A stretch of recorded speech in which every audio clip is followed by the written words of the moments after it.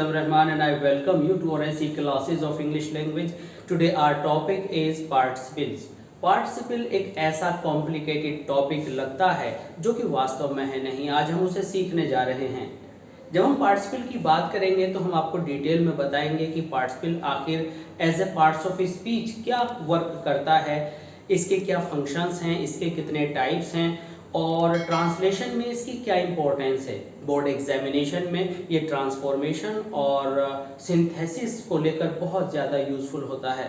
तो इन सारी ही डिटेल्स को ऑल इन वन लेक्चर में हम डिस्कस करने वाले हैं।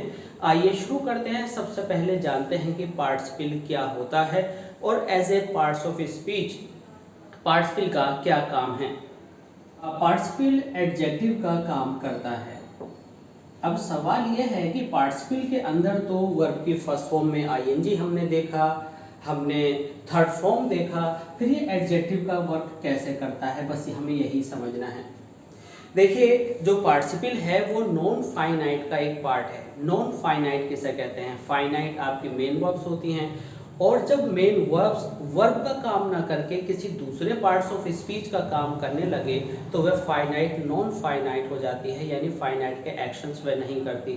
तो फिर तो वह नाउन का भी काम करेगी, एडजेक्टिव का भी काम करेगी। और ये ज़रूरी नहीं है कि पार्टिसिपल अगर एडजेक्टिव का काम कर रहा है तो नाउन का भी करे। पार्टिसिपल का वर्क है एडजेक्टिव का काम करना, और एडजेक्टिव का काम पार्टिसिपल किस तरह से करता है ये अभी हम आपको बताने वाले हैं। सबसे पहले हम जानेंगे कि पार्टिसिपल के टाइप्स कितने होते हैं। देखिए, पार्टिसिपल के जो टाइप्स हैं वे 3 होते हैं। पहला है आपका प्रेजेंट पार्टिसिपल। अभी जैसे कि हमने प्रेजेंट देखा तो पार्टिसिपल से किसी भी टेंस का कोई लेना देना नहीं है। प्रेजेंट एक पर्टिकुलर आइडेंटिफिकेशन है जिसमें हम आईएनजी फॉर्म का यूज करते हैं। इसका हैं से कोई लेना देना नहीं है, इसका इज आर एम से कोई कनेक्शन नहीं है। तो पहला हुआ प्रेजेंट पार्टिसिपल।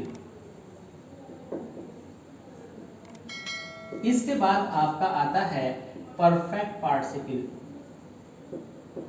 इसके बाद आपका थर्ड वन आता है पास्ट पार्टिसिपल। अब आप देखेंगे कि यहाँ पर तो प्रेजेंट है, यहाँ पर परफेक्ट है, यहाँ पास्ट है, फ्यूचर जैसी कोई चीज़ नहीं दिखाई दे रही। तो इनके ये नाम क्यों हैं ये भी हम आपको बताने वाले हैं। देखिए, आपका जो एडजेक्टिव होता है ये पार्ट्स ऑफ स्पीच है और इसमें क्या होता है कि किसी भी एडजेक्टिव का किसी भी टेंस से कोई कनेक्शन नहीं होता, सो एज विद पार्टिसिपल्स। अगर सही हमने यहाँ पर लिखा he is a good teacher, okay, तो यहाँ पर गुड क्या वर्क कर रहा है? गुड क्वालिटी बता रहा है, कुछ ऐड कर रहा है टीचर के मीनिंग में, यानी एडजेक्टिव वर्ड होता है जो किसी नाउन या प्रोनाउन की मीनिंग में कुछ ऐड करता है, उसकी कोई क्वालिटी बताता है। तो यहाँ पर गुड क्या हुआ? टीचर की एक अच्छाई हुई। अब यहाँ पर आपको गुड की जगह कोई ऐसा वर्ड यूज करना है जो वर्ब से बना हो और आईएनजी जिसके अंदर एडिड हो, जैसे कि हमने कहा वर्किंग। अब यहाँ पर वर्क के अंदर आईएनजी जोड़ करके वर्किंग का मतलब हुआ एक्टिव। ठीक है, एक्टिव क्या है? एक एडजेक्टिव है, क्वालिटी है टीचर की। तो यहाँ पर जो वर्किंग है, वर्किंग वर्ब की फर्स्ट फॉर्म में आईएनजी जोड़कर जब हम एडजेक्टिव का वर्क करते हैं तो ये क्या कहलाता है? पार्टिसिपल कहलाता है। और ये कौन सा पार्टिसिपल कहलाता है? ये कहलाता है प्रेजेंट पार्टिसिपल। ओके, इसी तरह से जब आपका पास्ट पार्टिसिपल होता है तो पास्ट पार्टिसिपल में आप क्या करते हो? हमने कहा कि ही, अब यहाँ पर जो गुड टीचर है अगर आप यहाँ पर लिख दें he is a retired, he is a retired teacher, तो अब आप देखेंगे कि गुड की जगह हमने third form of main verb को एज एन एडजेक्टिव यूज किया। तो ये एडजेक्टिव की तरह से यूज होने वाली थर्ड फॉर्म ऑफ वर्ब यहाँ पर वर्ब का वर्क नहीं कर रही बल्कि विशेषता बता रही है किसी नाउन की। तो इस विशेषता बताने की वजह से आप कहेंगे कि ये पास्ट पार्टिसिपल है। इसी तरह से परफेक्ट पार्टिसिपल का भी अपना फंक्शन है। तो यहाँ पर हमने क्या साबित करना था? यहाँ पर हमें साबित करना था कि पार्टिसिपल किसका वर्क करता है? एडजेक्टिव का वर्क करता है। तो ये हम सीख गए हैं कि पास्ट पार्टिसिपल के अंदर हम थर्ड फॉर्म ऑफ वर्ब को यूज करते हैं, but as a main verb नहीं बल्कि एडजेक्टिव के तौर पर। In the same way we use first form plus ING, base form plus ING as a present participle to add something in the sense of noun और pronoun, noun और pronoun की विशेषता बताने में। इसके बाद अब हम सीखने वाले हैं कि प्रेजेंट पार्टिसिपल को, इस वीडियो में हम सीखेंगे स्पेशली कि प्रेजेंट पार्टिसिपल को ट्रांसलेशन में हम कैसे यूज करते हैं और इसका सिंथेसिस और ट्रांसफॉर्मेशन में क्या यूज है। शुरू करते हैं प्रेजेंट पार्टिसिपल को लेकर के और उसके फंक्शंस को लेकर के। तो सबसे पहले हमने लिखा पहला पार्टिसिपल प्रेजेंट पार्टिसिपल।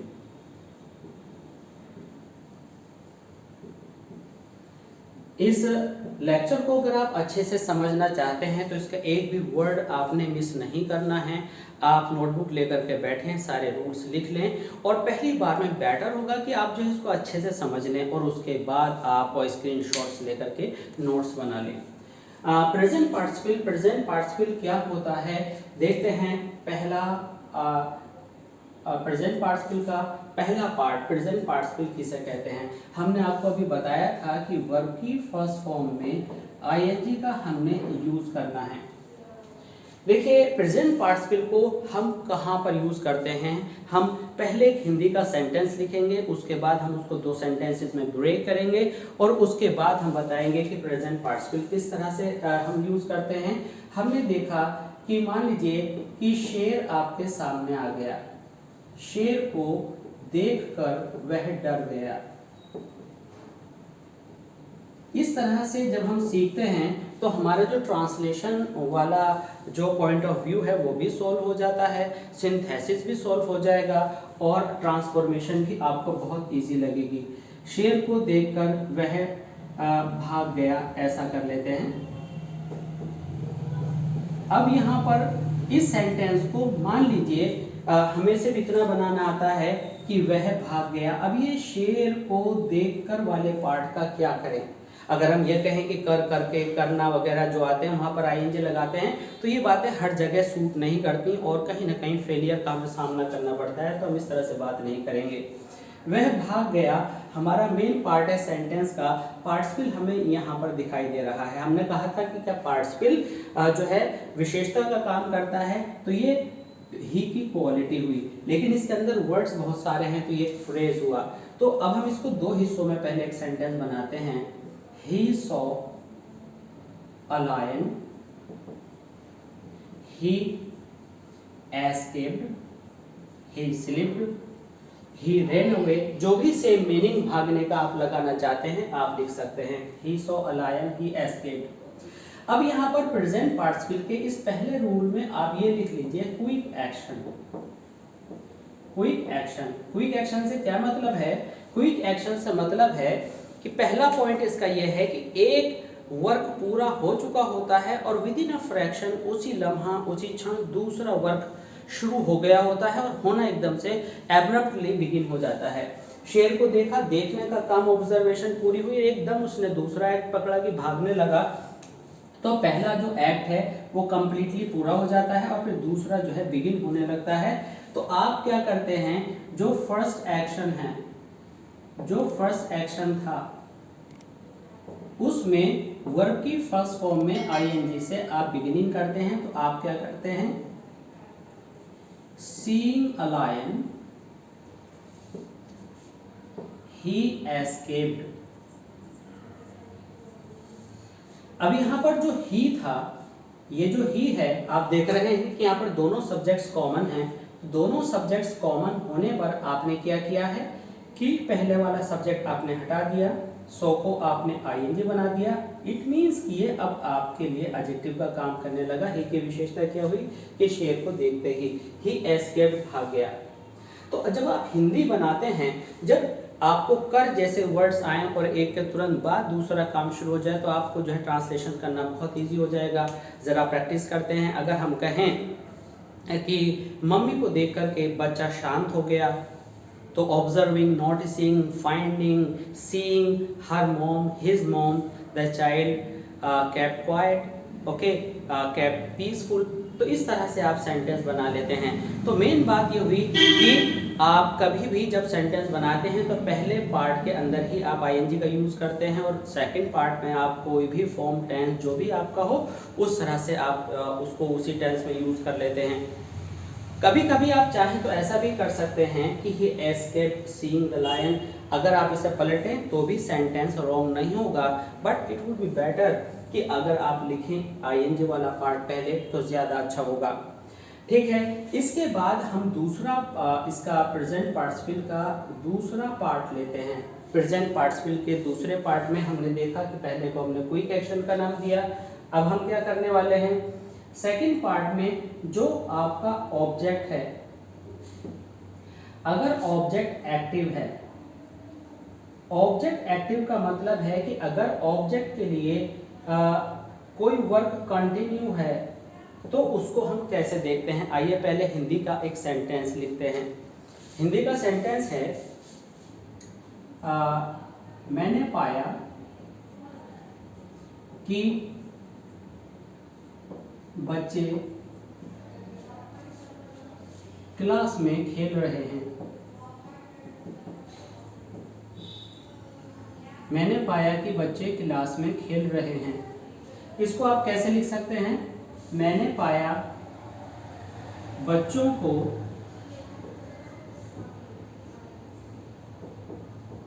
क्लास में खेलते हुए। ठीक है, अब मैंने पाया तक तो आप सेंटेंस बना लेंगे। अब क्लास में बच्चों को खेलते हुए कैसे ट्रांसलेशन करेंगे, इसका कॉम्प्लिकेशन आपको थोड़ा मुश्किल पड़ता है और आप सॉल्व कई बार नहीं कर पाते हैं। अब देखिए, अगर हम की लगाकर इस सेंटेंस को बनाते हैं तो ये नाउन क्लोज होती है, तो ये क्या हो गया, कॉम्प्लेक्स सेंटेंस। अगर हम इसका ट्रांसलेशन बनाते हैं खेलते हुए पाया तो ये प्रेजेंट पार्टिसिपल है और ये सिंपल सेंटेंस के अंदर आता है। सिंपल सेंटेंस जिसमें एक वर्ब होती है। चूंकि यहाँ पर खेलते हुए को हम एडजेक्टिव बना रहे हैं तो इसलिए दूसरी वर्ब एडजेक्टिव में चेंज हो गई, तो आपके पास केवल एक मेन वर्ब रह गई पाया, इसलिए हम इसको सिंपल सेंटेंस कहते हैं। इसमें बच्चे दोबारा से आएगा, खेल रहे हैं दोबारा से आएगा, इसलिए ही क्या हुआ, ये नाउन क्लोज हुआ। तो एक तरह से आपका जो ट्रांसफॉर्मेशन है कि नाउन क्लोज से सिंपल या कॉम्प्लेक्स से सिंपल या सिंपल से कॉम्प्लेक्स बनाए, वो भी यहाँ पर सॉल्व होता है। और फर्दर वीडियोस में हम आपको ये सिखाएंगे बहुत इजीली कि किस तरह से हम इनको याद रखें कि प्रेजेंट पार्टिसिपल से नाउन क्लोज में हम कैसे बदल सकते हैं। हालांकि इसमें इसका बहुत सारा भाग आप अभी भी सीख सकते हैं। तो मैंने पाया बच्चों को क्लास में खेलते हुए। अब इस सेंटेंस को हम दो हिस्सों में बनाते हैं। I found children in the class.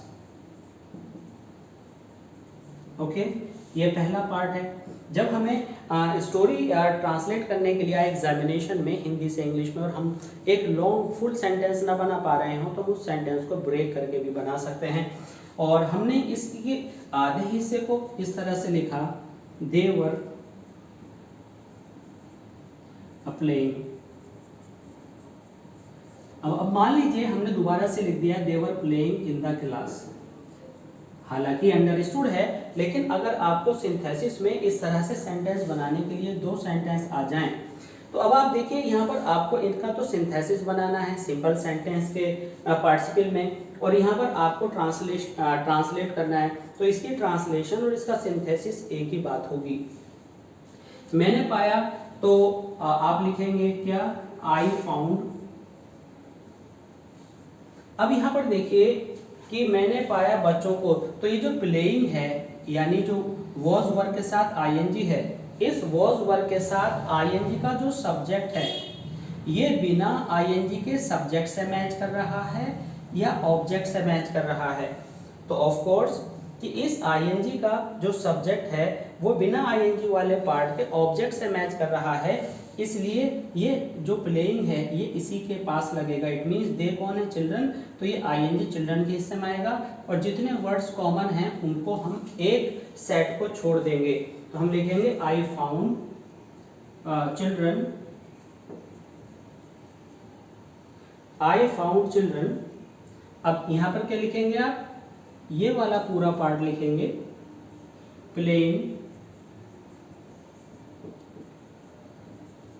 In the class.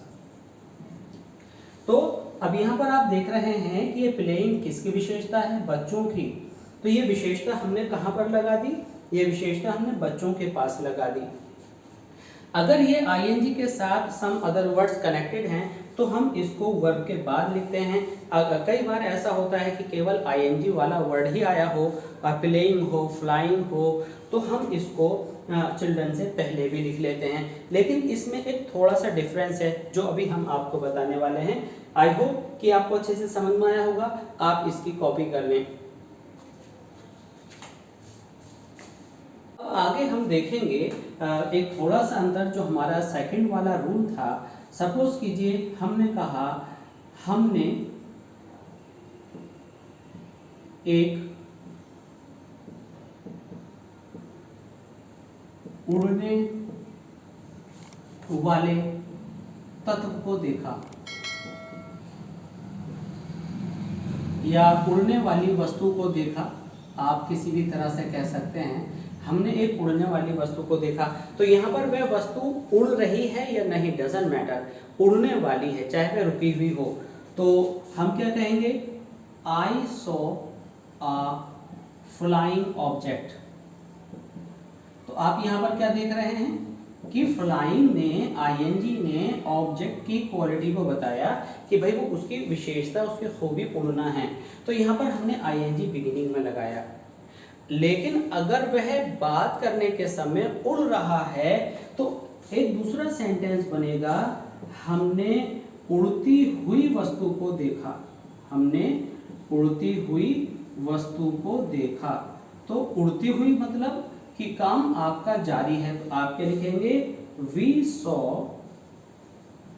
N object flying. तो अब आपको ये बात समझ में आ गई होगी कि आईएनजी बाद में आपने कब लगाया और आईएनजी आपने पहले कब लगाया। तो यहाँ पर आईएनजी उड़ने वाली, यहाँ पर मतलब कि उड़ रही है या नहीं से मतलब नहीं है, बट वह उड़ सकती है। बट अगर फ्लाइंग बाद में लगा है तो इसका सीधा सा मतलब होगा कि वह वस्तु उड़ रही है। तो इसको अगर सिंथेसिस में आपको दिया जाए तो आप कैसे कहेंगे, I saw an object, okay, it was flying, it was flying.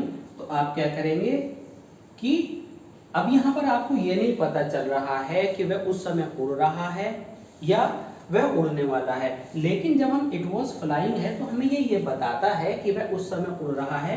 तो हम क्या करेंगे, पूरा सेंटेंस यहाँ से कॉपी करेंगे और लास्ट में लिख देंगे फ्लाइंग।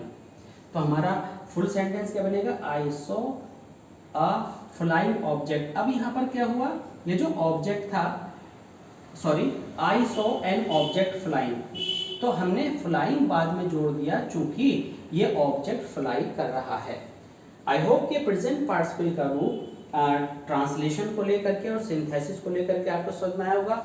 अब यहाँ पार्टिसिपल के थर्ड पार्ट से पहले हम आपको बता दें कि हमारे चैनल पर ग्रामर से रिलेटेड सभी टॉपिक्स पर बने हुए और लेक्चर्स ऑलरेडी अपलोडेड हैं। अगर आपको इन लेक्चर्स में कुछ और समझना है या कोई नए टॉपिक्स आपके पास हैं तो आप कमेंट सेक्शन में हमें लिख कर भेज सकते हैं। और इस लेक्चर से रिलेटेड जो भी आपकी क्वेरीज हैं, जहां पर आपको नहीं समझ आया या जहां पर आप और समझना चाहते हैं, तो आप अपने क्वेश्चंस को हमें कमेंट सेक्शन में लिख करके भेजते रहिए। और चैनल को अगर आपने अभी तक सब्सक्राइब नहीं किया है तो सब्सक्राइब ज़रूर कर लें। और आप ग्रामर का अप टू क्लास 12 सारा सिलेबस आप हमारे चैनल के थ्रू कंप्लीट कर सकते हैं। आपको कहीं किसी तरह के ट्यूशन की ज़रूरत नहीं पड़ेगी। आइए शुरू करते हैं पार्ट थर्ड। पार्ट थर्ड में बिल्कुल वैसे ही हमें करना है जैसा कि हमने पार्ट सेकंड में किया था। पार्ट थर्ड के अंदर हम एक्टिव रखते हैं, किसको, हम एक्टिव रखते हैं सब्जेक्ट को।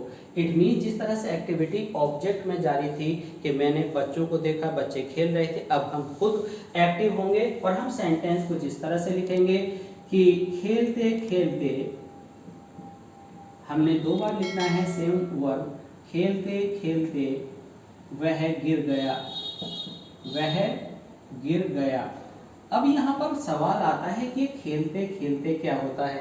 तो खेलते खेलते को आप दूसरे वर्जन में इस तरह से लिख सकते हैं कि जब वह खेल रहा था, ठीक है, जब वह खेल रहा था। हिंदी किसी भी तरह से लिखी हो इससे हमारा कोई मतलब कोई लेना देना नहीं है। आप इसको इस तरह भी लिख सकते हैं, खेलते समय, और हर हिंदी के वर्ड को इंग्लिश में हम ट्रांसलेट करें, इसकी भी कोई ज़रूरत नहीं है। तो हमें थोड़ा सा वेरिएशन लेना पड़ता है लैंग्वेज को दूसरी लैंग्वेज में ट्रांसलेट करते समय। खेलते समय वह गिर गया, तो हम इसको इतनी तरह से लिख सकते हैं। आप चाहें तो इसको क्लोज में ट्रांसलेट कर लें, बट हमारा टॉपिक है पार्टिसिपल, तो पार्टिसिपल को किस तरह से ट्रांसलेट करेंगे। और हमें ये ट्रांसलेट करना नहीं आता तो हम इसको 2 पार्ट्स में ट्रांसलेट कर सकते हैं। ही वॉज प्लेइंग, वह गिर गया, ही फेल डाउन। ओके, तो अब यहाँ पर आईएनजी वाले का जो सब्जेक्ट है वो बिना आईएनजी वाले के सब्जेक्ट से मैच कर रहा है, तो यानी ये जो आईएनजी है ये किससे पहले आएगी, ही से पहले आएगी। ये पार्ट इधर भी आ सकता था, he fell down, he was playing. तो प्लेइंग वाला पार्ट चाहे यहाँ लिखा हो चाहे पहले नंबर पर लिखा हो, इससे मतलब नहीं है। तो जब ये आईएनजी सब्जेक्ट के हिस्से में आती है तो आप व्हाइल लिखते हैं, आप लिखते हैं व्हाइल प्लेइंग